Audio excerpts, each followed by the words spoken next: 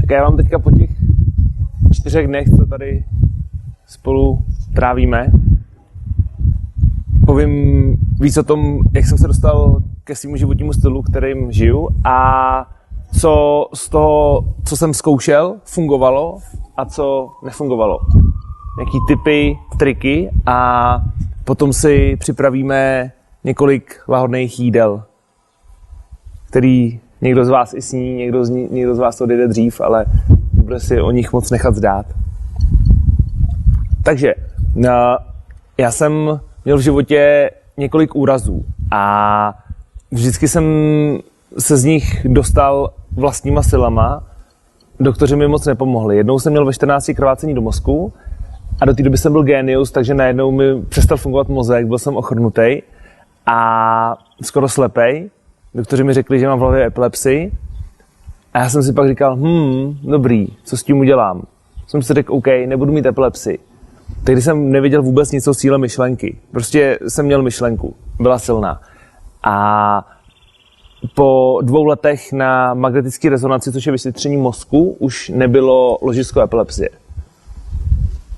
To ložisko shodou okolností Denisa našla teď úplně miniaturní na Oberonu, ale neměl jsem úplně 100% silnou myšlenku, ale lékaři ho už nenašli. A žádný záchvat jsem nedostal. Takže to byl první úraz, z toho jsem se nějak dostal, i mozek jsem si dal dokupy. A pak přišel druhý úraz, když mi bylo 21 po 7 letech, to je zajímavý, to je takový 7letý cyklus, vlastně každý rok je jedna čakra, jeden typ energie. A to jsem zase běžel jsem proti dveřím skrz futro, který bylo příliš nízký a sehnul jsem hlavu, ale nesehnul jsem ji dostatečně. Já jsem zrovna bral nějaký prášky, nějaký ibalginy, protože mi nebylo dobře, takže jsem neskoordinoval své pohyby. A v tu chvíli jsem si tady rozsekal krční vazy. Občas si takhle točím hlavu, to jste si možná všimli, to je ještě jeden z mála pozůstatků, vlastně asi jedinej. Ale doktoři tehdy měli obrovskou radost, nebo někteří z nich měli ten pocit, že konečně mi můžou říct, že zase jsem nevylečitelný.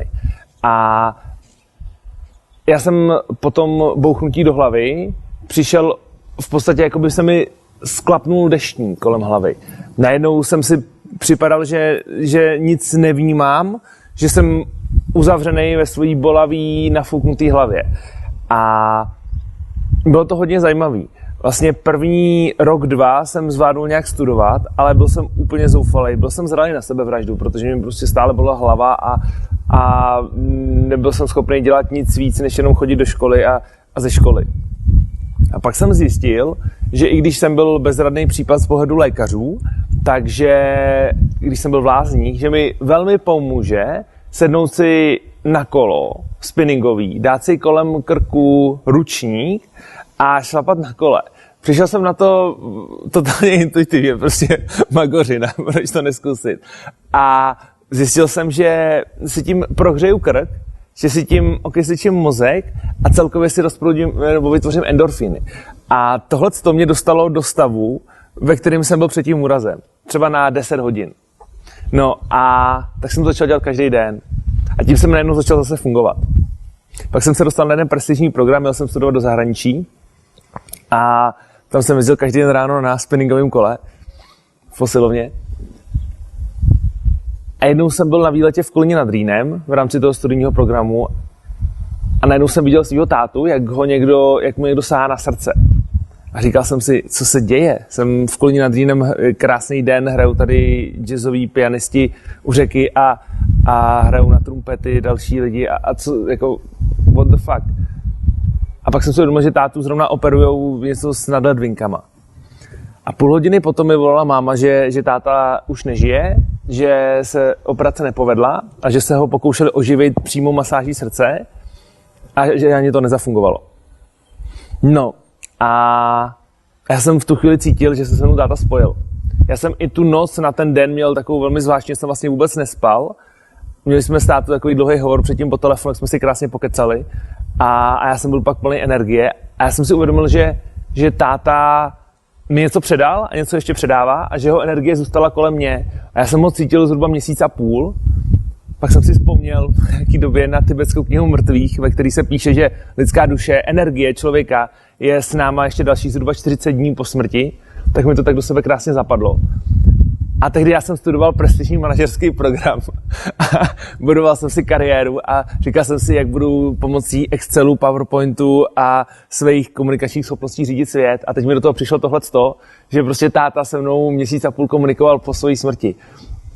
A já jsem vůbec nepotřeboval plakat, že se to stalo, protože jsem prostě věděl, že to tak má být, že táta měl svoje splněno a že se rozhodl odejít. A vybral si k tomu ruce chirurga, kterýmu se prostě něco nepovedlo. A bylo to pro mě úplně life breaking. Když se spojilo to, co jsem zažil předtím s těma úrazama, to, že jsem byl v bezvědomí, měl jsem nějaký ty zážitky mimo prostor a čas a teď se stalo tohle, tak jsem si uvědomil, že život není jen o tom, co se píše v novinách a co si můžu přečíst, nebo co můžu vidět ve zprávách a co říkají ostatní hlavně, co se učíme ve škole. A pak už to byl relativně rychlej proces, kdy jsem sice ještě asi na 3 roky se věnoval kariéře, pracoval jsem v jedné poradenské firmě, která se jmenuje McKinsey a je proslulá tím, že se tam dlouho pracuje a že se tam velmi efektivně pracuje a že občas ten super projekt není zrealizovaný, ale pracuje se velmi efektivně a velmi inteligentně. A tam jsem si vyzkoušel, jaký to je fungovat na maximum mozkového výkonu, abych mohl taky inteligentně a efektivně fungovat s těma ostatníma lidma, protože tam jsou fakt super chytrý lidi. A ta věc je, že tam se vůbec nepoužívá srdce. Nebo tehdy, když jsem tam pracoval, tak se nepoužívalo na těch mých projektech. Možná používá někdo jiný. A já jsem viděl, jak ty lidi nejsou úplně šťastní a začal jsem jim tam radit s tím, jak si můžou změnit svůj životní styl a být šťastnější. A uvědomil jsem si ale, že i mě chybí hodně ke štěstí. Tak jsem po 3 letech tam skončil a vrazil jsem do pouště do Izraele, kde jsem se rozhodl, OK, udělám to úplně jinak, než jak mi všichni říkají, nebo udělám to prostě podle sebe. A dal jsem si měsíc pust. Chodil jsem po poušti s baťohem a s lahví vody, kterou jsem postupně doplňoval, ale fakt pomaličku, nebylo potřeba ani pít, ani jíst. A ten měsíc s pustem a každodenní jogou, kterou jsem každý den cvičil díl a díl, 2-3 hodiny, tak mi změnil život, protože jsem si uvědomil, že vlastně neexistuje nic, co by bylo pravda mimo mě. Všechno mimo mě je jenom nějaký pocit, nějaký dojem, ale jediná pravda, která je, tak je uvnitř mě. A to mě nadchlo, protože to byla totální změna mého života. Já jsem do té doby žil hodně tím, že jsem chtěl získat uznání ostatních, i proto jsem byl v té poradenské firmě, protože jsem chtěl být nejlepší. Ano, ta firma je fakt nejlepší, tak jsem prostě chtěl být v jejich řadách a předvádět se. A tady jsem najednou zjistil, že ten můj svět není tam, ale tady. A potom když jsem byl zhruba ve 2/3 toho pustu, někdy třeba po 20. dni, tak se mi dostala do ruky knížka o raw food od Harvey Diamonda, tuším, že se jmenuje Fit pro život. A ona není úplně o raw food, ale v podstatě je o tom jíst hodně ovoce a zeleniny. A mě to docela zaujalo. Jsem si říkal, ten člověk je veterán z Vietnamu, který byl tam ozářený nebo otrávený nějakým plynem a on žije o 40 let díl než ty lidi, co byli vedle něj, i díky tomu, že se detoxikuje, že žije čistý život, že se kvalitně stravuje. A pak jsem den potom jsem dostal od paní, u který jsem bydlel, knížku úplně jinou, která byla už 100% o raw food. Prostě ona mi řekla, hele, tady jsem našla tuhletu knížku, to mi jsem přivezla sestra z Evropy, to by se ti mohlo líbit. Jsem mi říkal, já jsem na pustu, co bych koukal na jídla. Dobře, no. Tak jsem pak celou noci čet o raw food gourmet jídlech, který mě hodně zaujaly, protože se tam psalo o energii, kterou ty jídla mají a já jsem to z toho cítil. A další den jsem dostal někoho jiného další raw food knížku. A už jsem si uvědomil, jak fungují synchronicity.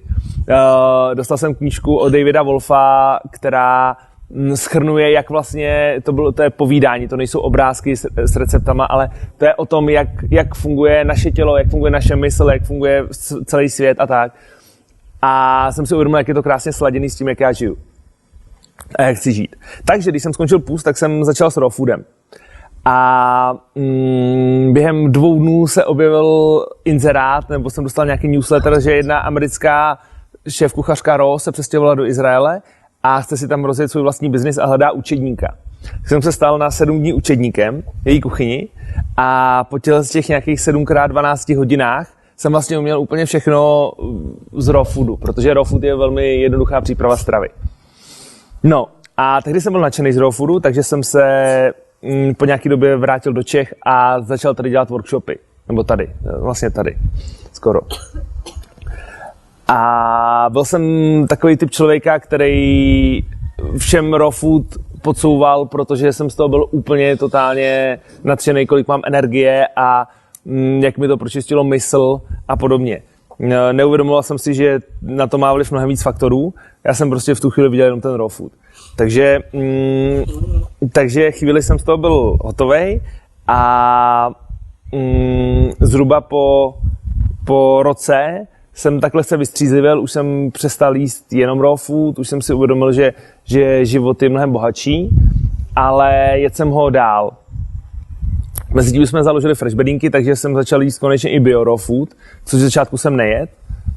A Denisa mi nedávno objevila poměrně velkou zátěž pesticidů, což u majitele fresh bedínek byla trošku ostuda, ale bylo to prostě z dřívejška. A bylo to i z toho období, kdy jsem jedl raw food nebio, protože když se jí kvalitní strava, která má v sobě kvalitní chemii, tak to neznamená kvalitní život. No, a jedl jsem hodně ovoce. A vlastně celou tu dobu, až do nedávna, až do minulého roku, jsem měl stravu založenou hodně na ovoci a jedl jsem saláty a všem jsem říkal, že v salátových listech je tolik bílkovin, že jich mám víc než 4 masožrout. A ta první polovina věty je správně, v salátových listech je víc bílkovin, ale to, že jich mám víc já, to pravda nebyla, protože já jsem ty bílkoviny nedokázal strávit. Nebo ty saláty nedokázal strávit a ty bílkoviny využít. A měl jsem se souviselo s raw foodem, tak bylo, že mi začaly víc vyskakovat emoce různý, co jsem cítil, protože jsem si uvědomil, že vlastně když člověk jí klasickou stravu, na kterou je zvyklý z dětství, tak se tím drží v nějakých svých mentálních vzorcích a tím pádem po jídle je tak příjemně unavený a když potřebuje lásku, tak si dá buchty, protože si vzpomene na babičku, která mu je dělala a podobně. A vlastně když tohleto změníte, tak ono vás to ovlivňuje mnohem víc, než to, co máte na talíři. Ono vás to ovlivňuje v tom, že si uvědomíte, co vám vlastně chybí v životě. Že ve chvíli, kdy mám chuť na bramboráky od babičky, tak si vzpomenu, nebo tak spíš se podívám do sebe, na co vlastně mám chuť. Jestli mám opravdu chuť na něco, co je s hodně česnekem, cibulí a co mi může udělat dobře, anebo na to, že jsem měl pocit, že mě má babička ráda, když mi ty bramboráky dělá. A nebo na to, že když jsme to jedli, tak jsme seděli s dědou a s bráchou u stolu na zahradě na chalupě, svítilo nás sluníčko a já to mám zažitý jako jednu z nejlepších chvil svého života. Takže ve chvíli, kdy měníte cokoliv v životě, a zejména stravu, tak vám to ukazuje, co vlastně s tím je spojený za další věci. A tohle není potřeba proti tomu bojovat. Co jsem si uvědomil. Že pro mě je mnohem cennější si to uvědomit a klidně tomu pak dát prostor. Klidně si dát bramborák, který z pohledu radikálního raw foodisty je příšerně smažený a slanej a jsou tam brambory, ježišmarja a tak. Ale to super dát si bramborák. Když nejsem schopný jinak si vytvořit tu chvíli ve svém těle lásku, tak si dám bramborák a vznikne, spíš bych to nazval iluze lásky. Ale ta iluze lásky je fajn na tu chvíli, protože to člověka potěší.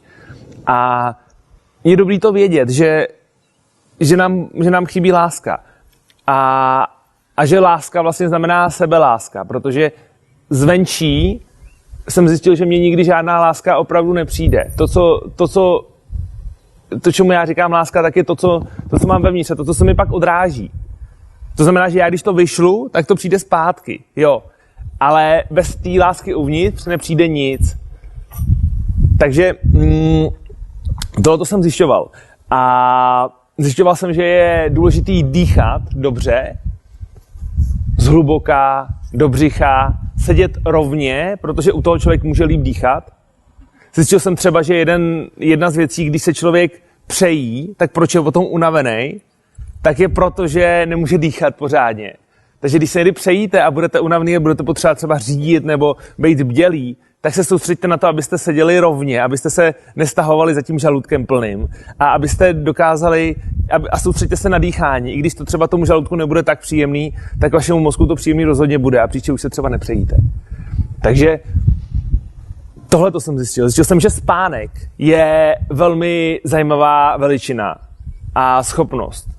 Že spát se dá příliš dlouho nebo příliš krátce a že hodně lidí si myslí, že raw food znamená méně spánku.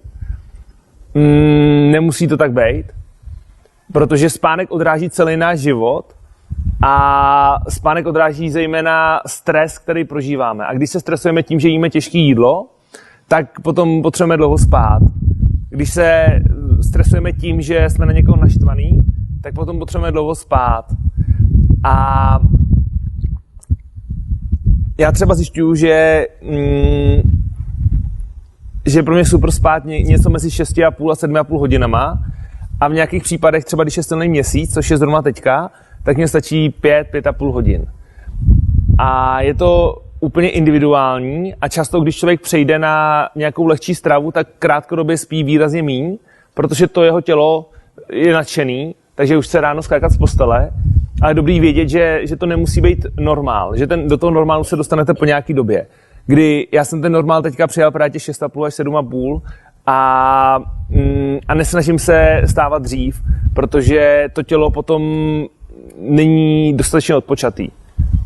A poznáte to třeba na očích nebo na ledvinách. Ledviny jsou jeden z orgánů, který tím nedostatkem spánku, který u hodně lidí je, tak trpí fakt obrovsky. Jak můžete poznat, že jste vyspalí, tak je, když si dáte večer před spaním zhruba 2 deci až 3 deci vody, těsně před spaním, tak až vás ráno močový měchýř vyšel na záchod, tak jste právě dokončili svoji spánkovou fázi, po který můžete vstávat. Protože vy, když končíte spánkovou fázi, tak spíte méně zhluboka, takže díky tomu cítíte to znamení toho močáku. Je to jeden z nejlepších triků, který jsem poznal. A musíte zjistit, kolik toho vypít, protože když vypijete půl litru, tak někdo, kdo má obrovský močák, tak to fakt potřebuje, ale většina lidí půl litru znamená, že se probudí po hodině a půl po první fázi a utíká na záchod a pak zase spí jak dudek. Takže tohleto doporučuji vyzkoušet, je to super. Je to místo budíku. Pokud máte aspoň těch 6,5 hodin na spánek.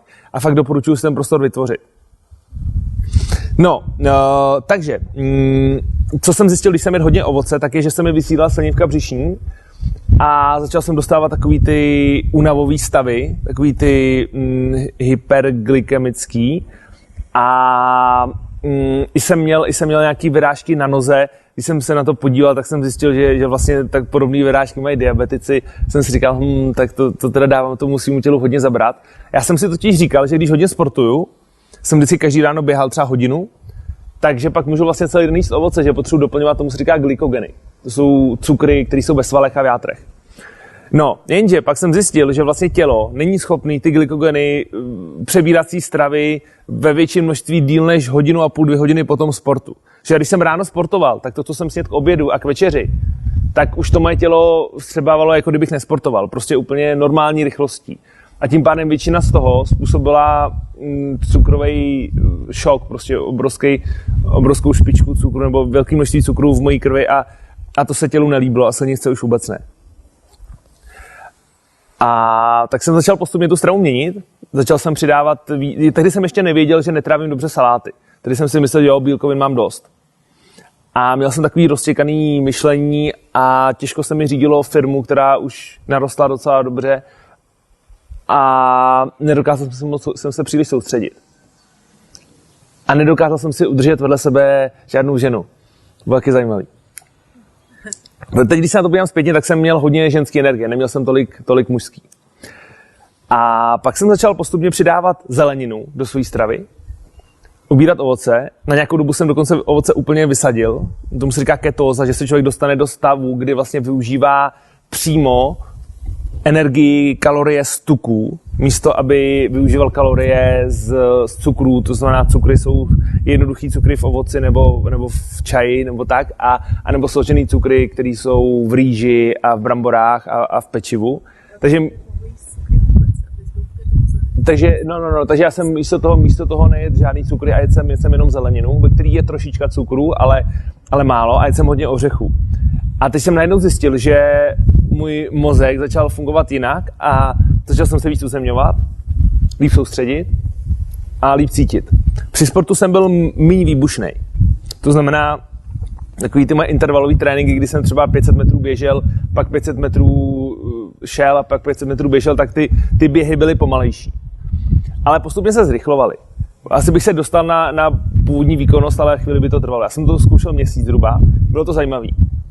A pak jsem se ale uvědomil, že mě to nebaví, že to je na mě příliš úzce zaměřený, že fakt to jídlo pro mě není tak důležitý, abych si kvůli tomu odpíral ovoce, který miluju.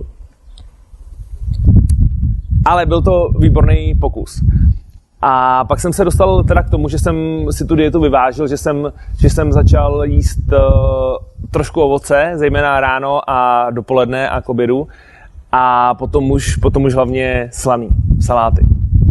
Pak jsem zjistil na kolonhydroterapii na Bali, že vlastně netrávím dobře saláty, když mi čistili střevo, a teď mi ta terapeutka říká, že ze mě vycházejí nestrávený kusy salátu. A mě to vlastně začalo docházet, že prostě jsem měl problémy s trávením, bolelo mě břicho a měl jsem pocit, že mám málo bílkovin, a jeden výživový terapeut, u kterého jsem byl na kurzu, tak mi řekl, že pravděpodobně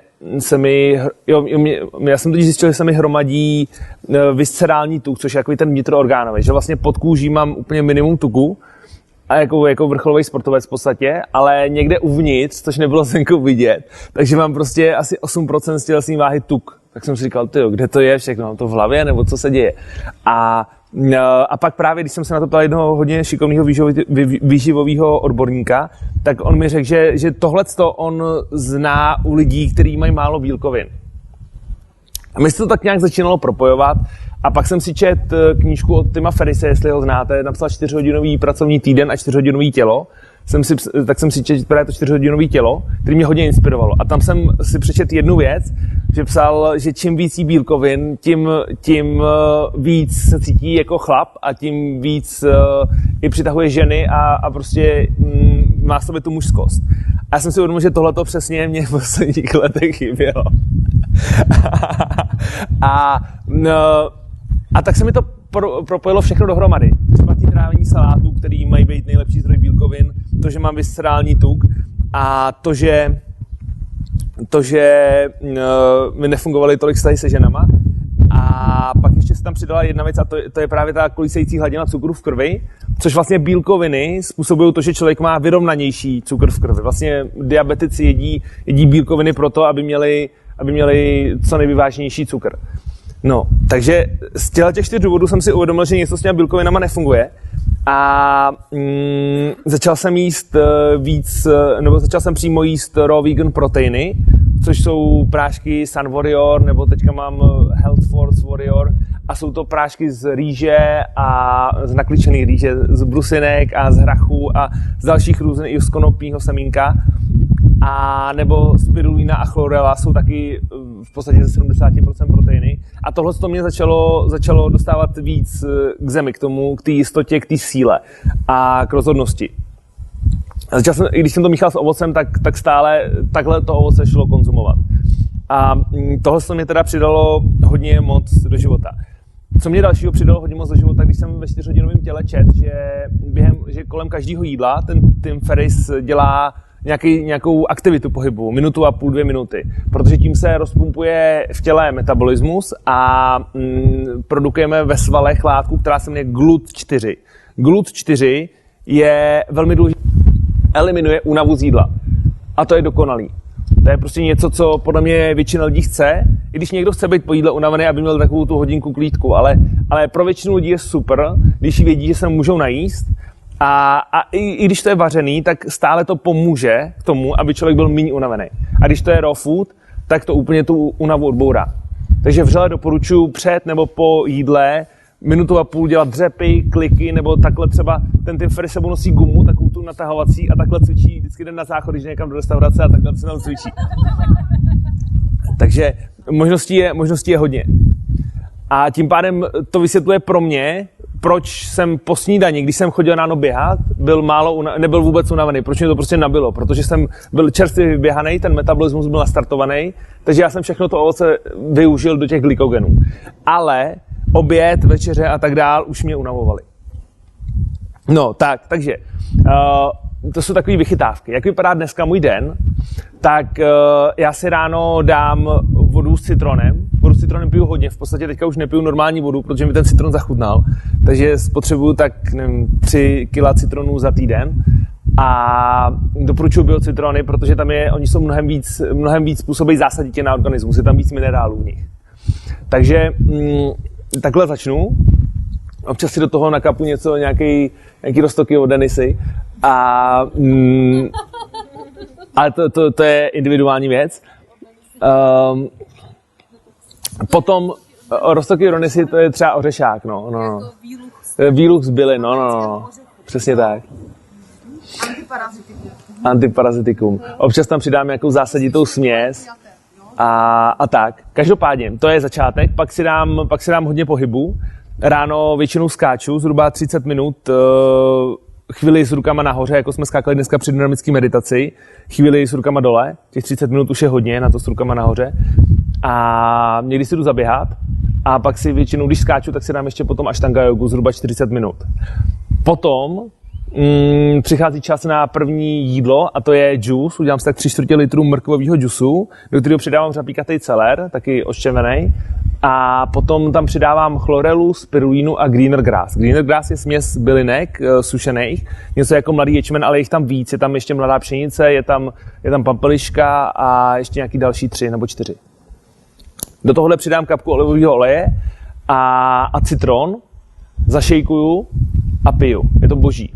Tohle to chutná někomu jako čokoláda, protože je to sladký po mrkvi, jemně hořký po těch zelených věcech a maličko slaný po tom celeru. A do belgické čokolády se přidává špetka soli. Takže, a je tam ten olivový tuk, to znamená olivový olej, takže tomu dodává i takovou tu vláčnost.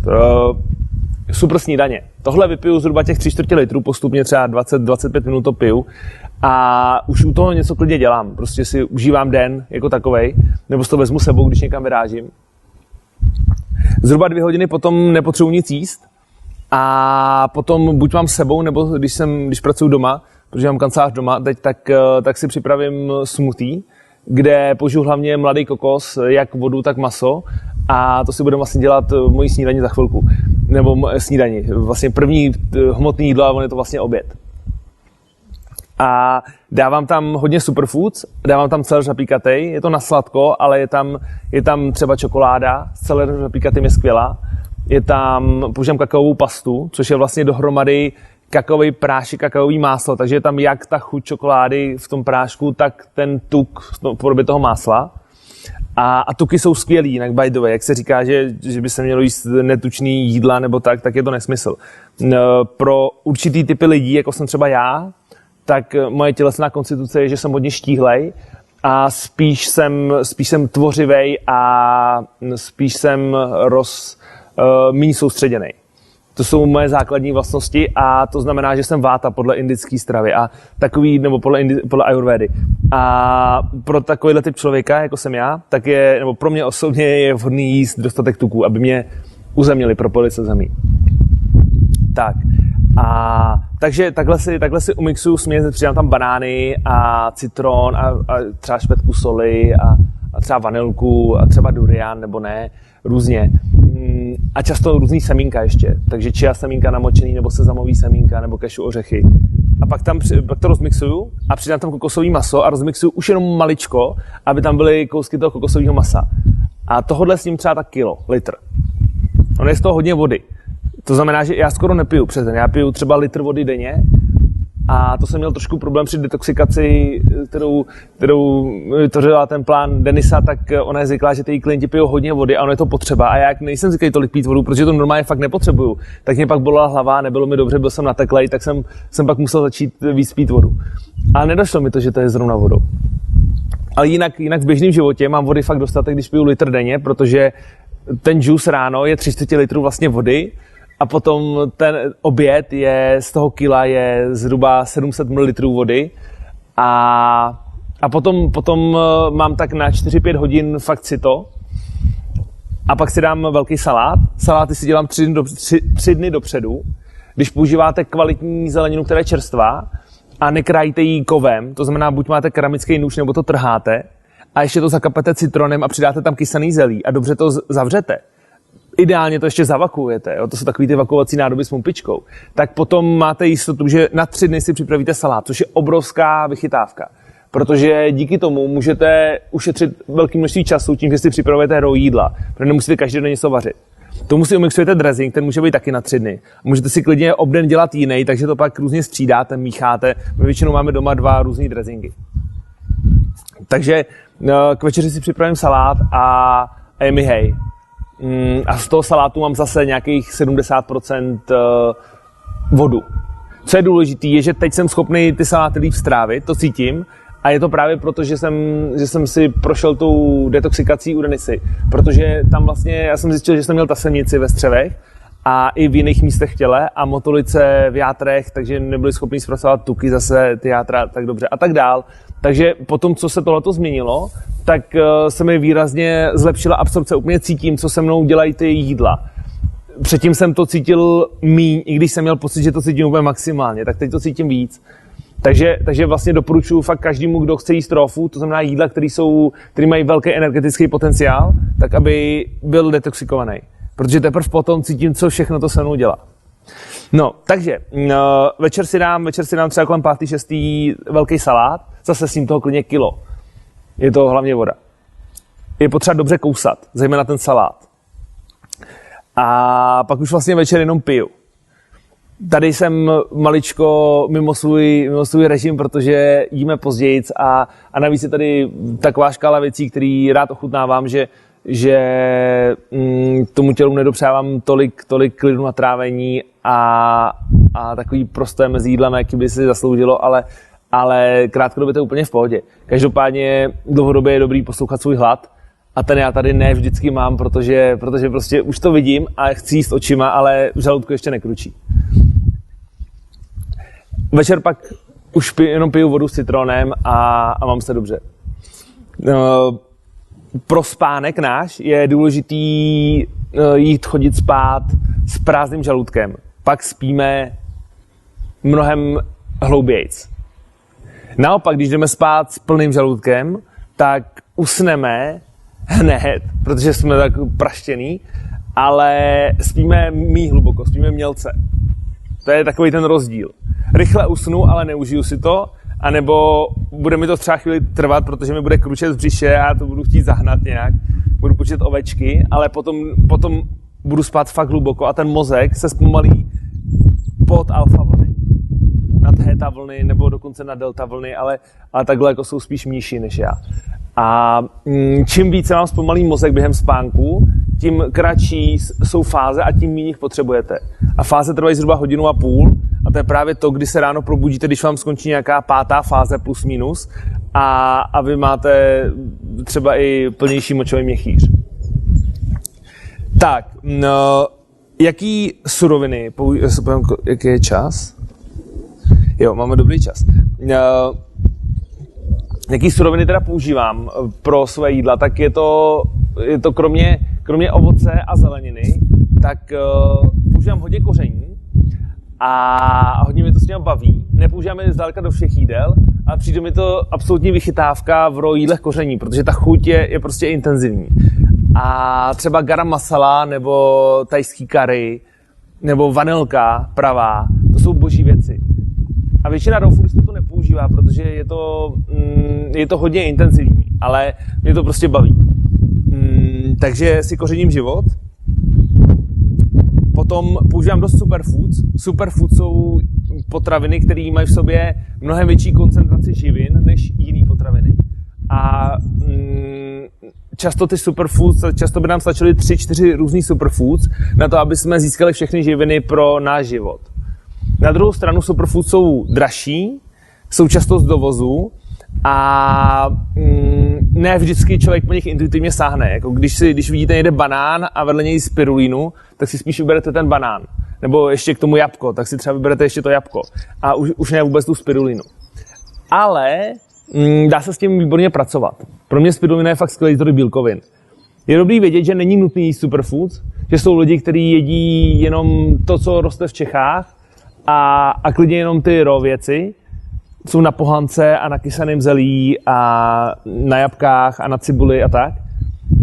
Moje cesta to není, mě to prostě baví si s tím hrát, i když to stojí víc, ale prostě do mixéru naházet takový hezky namočený chia semínka a to raw kakao a přidat tam nějakou maku, která je mimochodem jedno z nejlepších afrodiziák v přírodě, tak prostě to nemá chybu.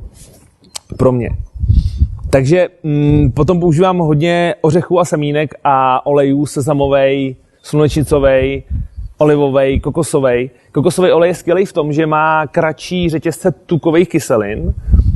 To znamená, že naše tělo dokáže ten kokosový tuk zpracovat přímo, aniž by zkracovalo ty řetězce tuků v játrech. Co z toho plyne je, že je to mnohem lepší zdroj energie pro nás.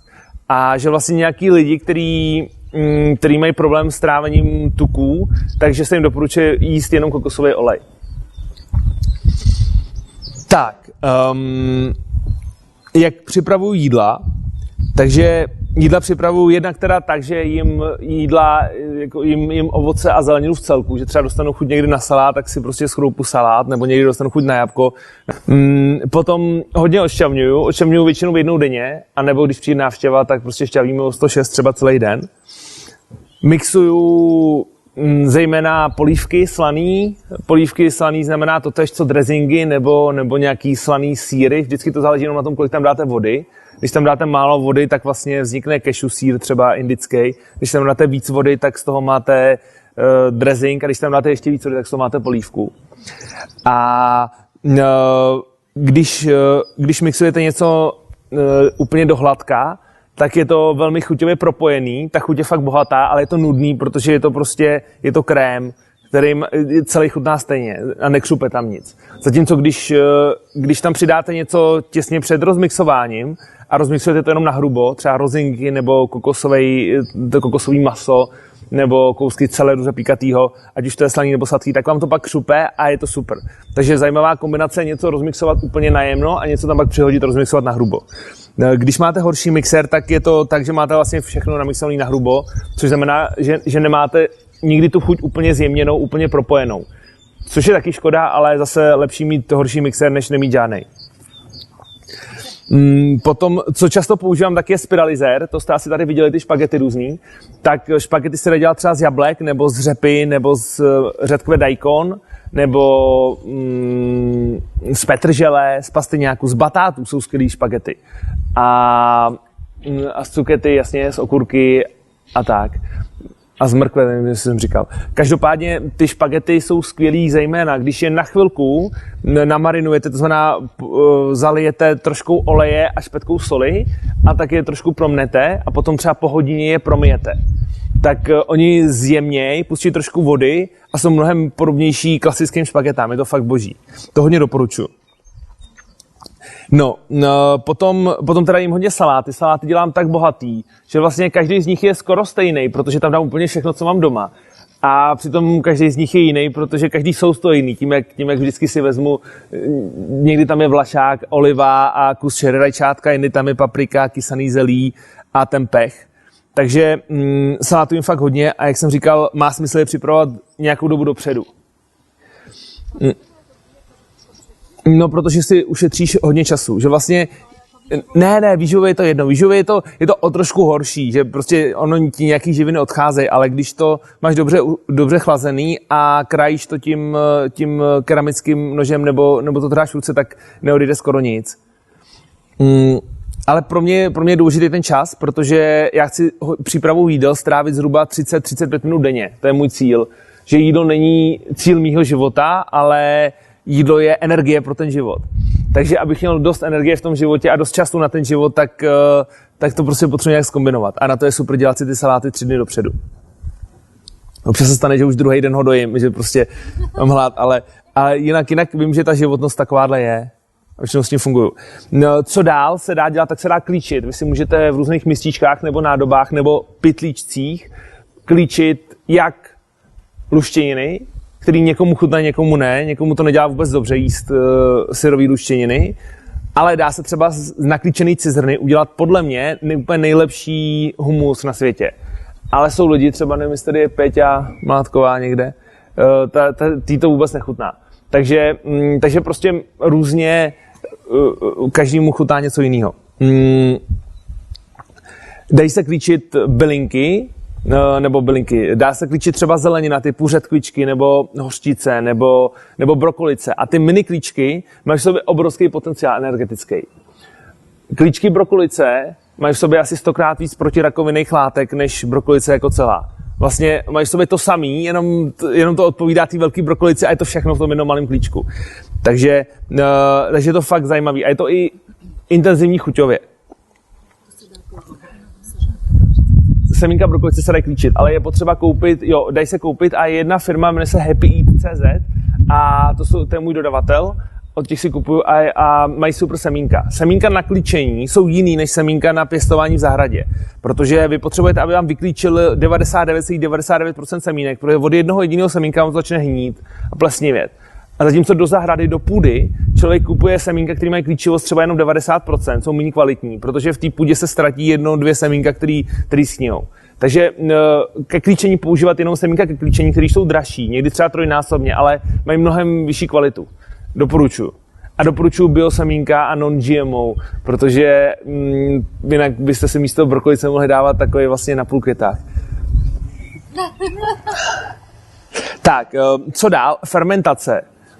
Fermentování je skvělá věc, která vytváří další chuť na vašem talíři a obrovský zdroj minerálů, vitamínů, všeho dohromady. Já používám kysaný zelí hodně a teď se chystám na to, že se začnu fermentovat pravidelně. Teďka ho kupuju od Miloše Kůrky, protože to je úplně nejjednodušší. Jsem u něj byl na té farmě. Má skvělý kysaný zelí. Ale kysání si člověk může dělat sám, prostě tím, že nakrouháte zeleninu, dáte to do lahve, přidáte k tomu nějakou mořskou vřasu, aby se tomu dařilo trošku jablek a rozinek a zavřete. A trošku soli, případně nějaký koření. Těch návodů na to je hodně a já na to dělám i kurzy. Každopádně je to fakt snadný. A za několik týdnů máte skvělý kondiment, doplněk vašeho talíře. A je to levný, to je další věc. Můžete to mít všechno bio, protože vás to stále vyjde levnější, než si kupovat pasterizovaný kysaný zelí někde v supermarketu, který stojí třeba 100 korun za kilo toho zelí. A nebo možná méně, možná 70, ale vy vlastně si nakoupíte za tu samou cenu biosuroviny, necháte si to sfermentovat a máte vlastní domácí nepasterizovaný kysaný věci. Co je důležitý, pasterizace, což je vaření, převaření potraviny, tak se používá pro všechny kysané potraviny, které se prodávají běžně v supermarketech, aby jim to prodloužilo trvanlivost. A zničí to všechny vitamíny, co tam jsou, nebo zejména vitamin C, ten úplně odejde.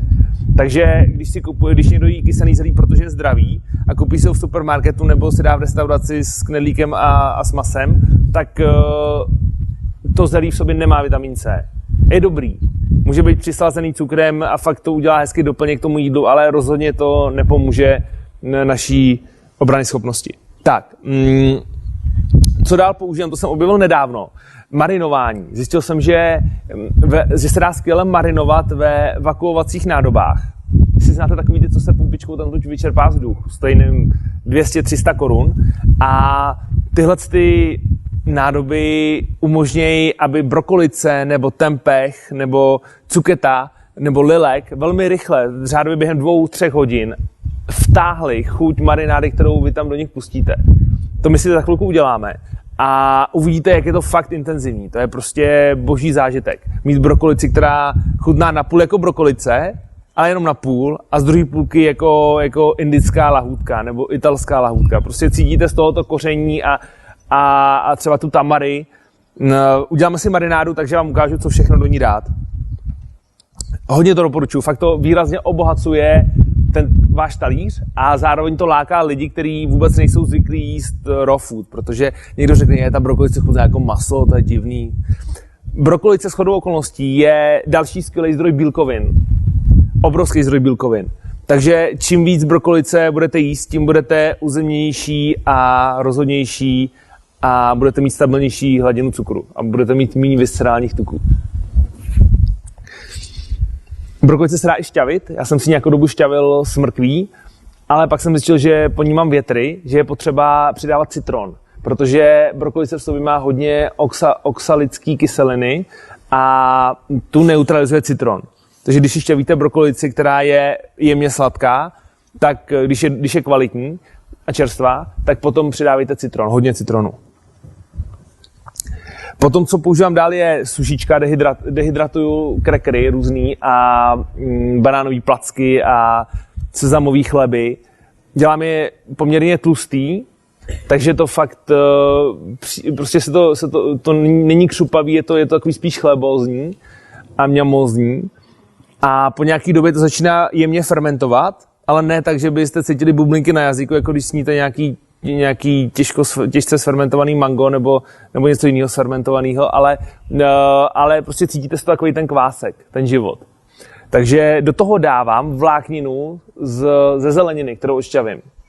Já ji nashromáždím docela dost a vždycky týden shromažďuju v mrazáku, v lednici by to nepřežila, a po týdnu vyndám a dám to do sušičky. Sušičku naplním většinou tak za hodinu různýma těstama a pak mi ty výrobky vydrží třeba 14 dní. A ujídám to ke každému jídlu, mám třeba 140 různých chlebů nebo o takovéhle velikosti. Potom vodu používám zase voda z vodovodu, není úplně optimální, i když splňuje všechny ty podmínky chemické, tak stále v ní je hodně víc bromu, víc fluoru a víc chloru, než potřebujeme, a pak ještě nějaký těžší kovy. A tyhle ty 3 látky, co jsem zmiňoval, tak oni způsobují to, že my ní vnímáme. Že Ind by vám řekl, že nám to zavírá třetí oko, já tomu říkám, že prostě mám menší schopnost se prostě vnímat. A je to super tyhle látky nevstřebávat tolik. Já jsem zjistil, že když použiju konvici od Maseru Emota, taková ta karafa na vodu, která má dole několik krystalů a 5 života, takže ta voda z toho mi chutná víc.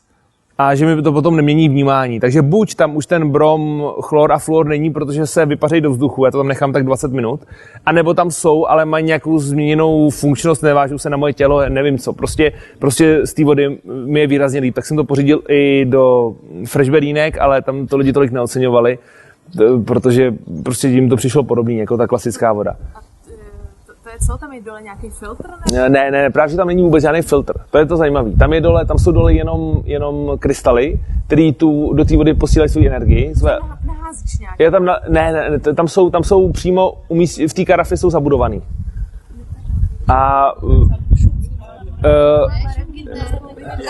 to prodávali na té výstavě, No, ne? to prodávali. Je několik možností a funguje hodně věcí a prostě je to individuální. Každopádně po té vodě já se cítím výrazně líp, takže já už teďka piju většinu vody, právě z této karafy přidám citron a pak je to úplně boží. Potom, co jsem začal dělat nedávno, je vyrábět si jogurty. Je nenáročný proces, vy prostě jenom něco rozmixujete v mixéru, přidáte tam probiotika, což je prášek, který doporučuji v bio a raw kvalitě, ale není to nutný. Každopádně můžete koupit v každé lékárně nějakou půl Vital Vibe a přidáte toho půl lžičky do mixéru nebo lžičku a potom cokoliv, co jste tam umixovali, třeba kešu a voda a trošku citronu, tak z toho vznikne za několik hodin v teple jogurt. To znamená, já to dám do dehydrátoru, nechám to na 35 stupňů a tak za 6 hodin se tam začnou dělat bublinky, už se začne fermentovat a v tu chvíli je čas to dát, to ochutnat. Když cítíte maličkatou kyselkavost, tak dát to do ledničky a máte na 4-5 dní domácí jogurt. Nejlepší jogurt, jaký jsem poznal, tak je kokosový. Úplně hustý, fakt boží. Kokosový jogurt se dělá tak, že vezmete 4 kokosy a ze 3 z nich vodu vypijete, z jednoho z nich si ji odlejete a ze 4 z nich vydlabete maso. To znamená, že máte maso ze 4 kokosů a vodu z jednoho. rozmixujete, přidáte špetku probiotik a pak dáte do nádob a je to zhruba litr nebo 800 ml.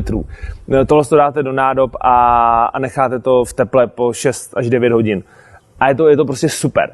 Chutná to jinak než kokosový jogurt, který se dá velmi draze koupit v různých veganských prodejnách, který už je taky sám o sobě dobrý.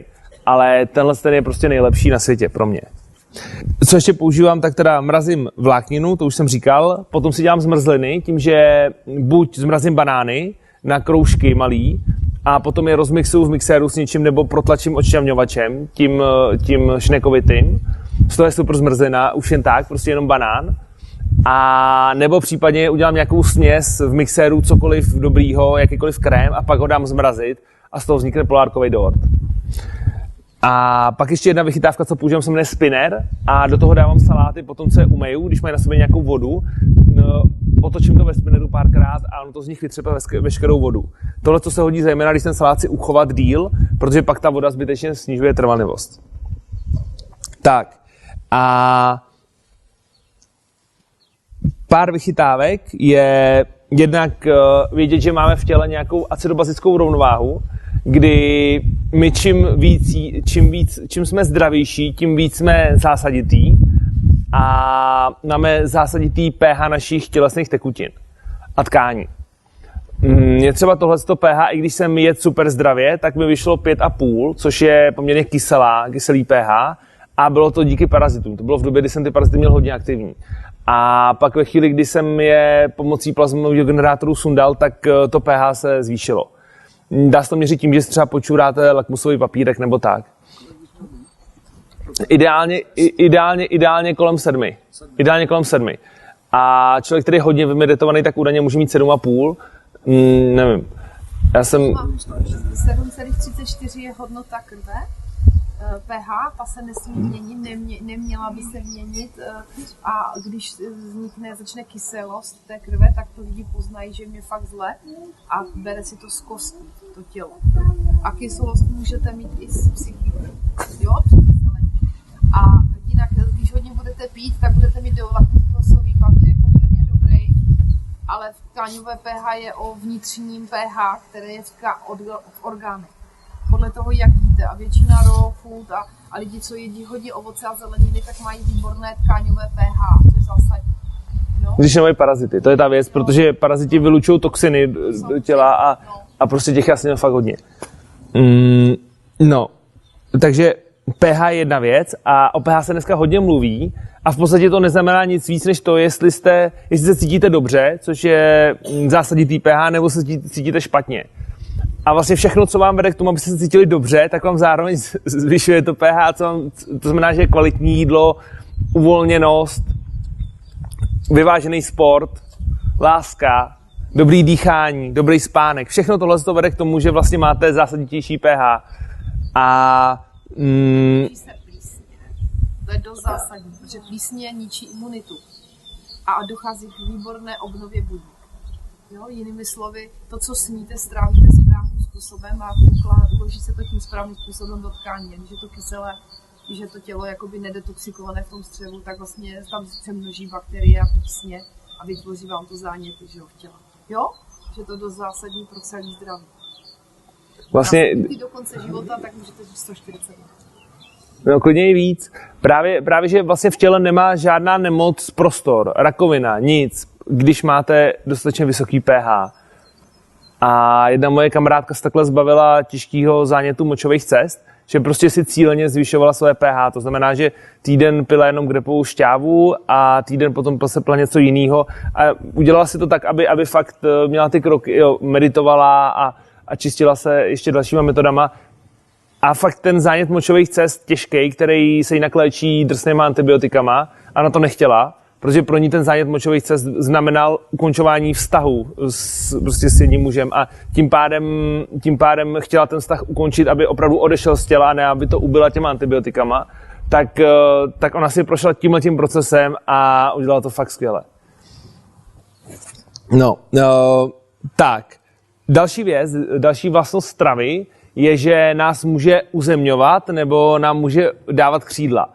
A je ideální, co máš tam někde něco lítajícího? Super. Tomuhle se říká yin a yang, s tím jste se možná někdy setkali. Kvalita yin znamená, že nám dodává křídla a tvořivost. Je to velmi důležitá energie. To je vlastně ta energie, jakože máme energii. A pak je kvalita yang, která je rozhodnost, stabilita, síla, jistota. A to je mužská energie. Ta předchozí, ta yin, ta je ženská. A teď my potřebujeme mít v našem těle vyvážený obě dvě, protože potřebujeme mít tu energii, tu yin, aby nás hýbala dopředu, aby jsme chtěli lítat, ale zároveň tu yang, aby jsme dokázali přistávat, kdykoliv je to potřeba, aby jsme si dokázali udržet ten směr. Protože ta yin je taková odstředivá, ta nás prostě úplně roztočí a teď ta yang znamená, že vím přesně, kde jsem a kam chci jít. A tohle se dá taky hodně měnit stravou, ale zdaleka ne jenom. Jinová energie je hodně v ovoci, částečně i v zelení a vlastně ve všem, co je studený, tak je víc jinový energie, než když by se to uvařilo. Yangová energie je v těch těžších věcech, to znamená třeba v tempehu nebo ořechách. A zároveň yangová energie vzniká tím, že děláme to, co nás baví, to znamená při práci, že sportujeme a že hodně zhluboka intenzivně dýcháme. Takže když tohle máme vyvážený, tak potom máme i vyvážený energie yin a yang a jsme dostatečně uzemněný a zároveň dostatečně napojený na, řekněme tomu, na vesmír. Další zajímavý koncept je, kolik toho sníme. Protože nám stačí jíst vlastně málo, když jíme stravu, která je plná živin. A to je něco, co já sám ještě neovládám vždycky, mám prostě pocit, někdy se chci najíst hodně, tak se najím dost. Takže to vlastně neovládám nikdy, ale někdy se přejím. Každopádně přejídání se je zbytečný z pohledu živin. Přejídání se je jenom proto, aby člověk byl emocionálně nasycený, aby se třeba uzemnil tou stravou, ale co potřebujeme, tak se nám vejde do půlky žaludku. To znamená takový ten první pocit, že žaludek něco říká, ať už nějaký tam kváknutí nebo prostě pocit sebe menší plnosti, tak znamená, že náš žaludek už toho má dost. A pokud jíme kvalitní stravu, dobře vyváženou, tak toho máme dost i my, nejenom žaludek. A přejídání se hodně snižuje pH, zakyseluje naše tělo, protože žaludek se stresuje, trápí. Odpovídá to emoci hněvu. Žaludek se hněvá. No a to je asi všechno z těch základních věcí. A teď přichází čas na vaše dotazy a potom dotazy zkuste spíš takový ty, který můžou zajímat hodně lidí. Dotazy individuální si potom pořešíme u oběda nebo příště a pak si budeme připravovat jídlo.